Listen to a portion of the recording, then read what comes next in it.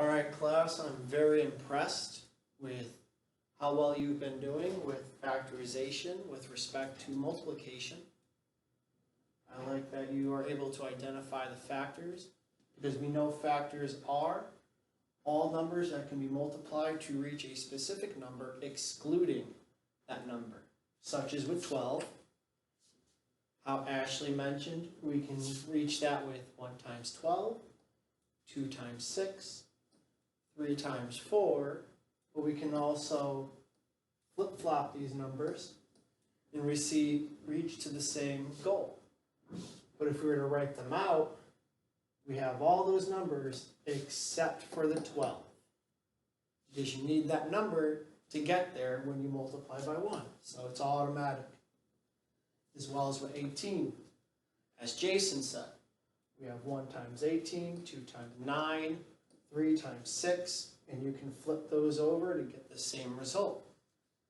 And with his factors of 18, we had 1, 2, 3, 6, and 9, but not 18 because we do not include that number. So I'm really impressed. I'll be very curious to check on the homework.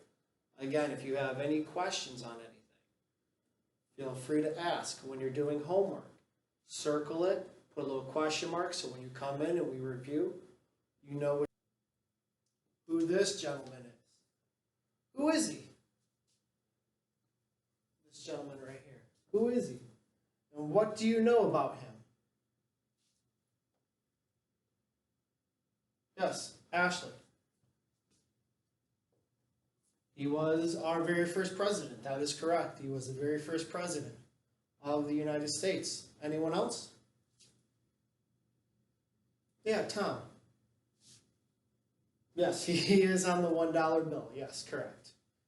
Yes, he is. So, anybody else? Anybody else? Jose? Yeah, he has white hair. He has white hair back then. They did wear white wigs. It was a very proper thing to do. So yeah, George Washington was our first president. He is on the $1 bill. Good eye. And they did have white hair, white wigs back then. So, today we're going to learn a little bit about this man. We're going to learn about his life, his importance, and why it is important to know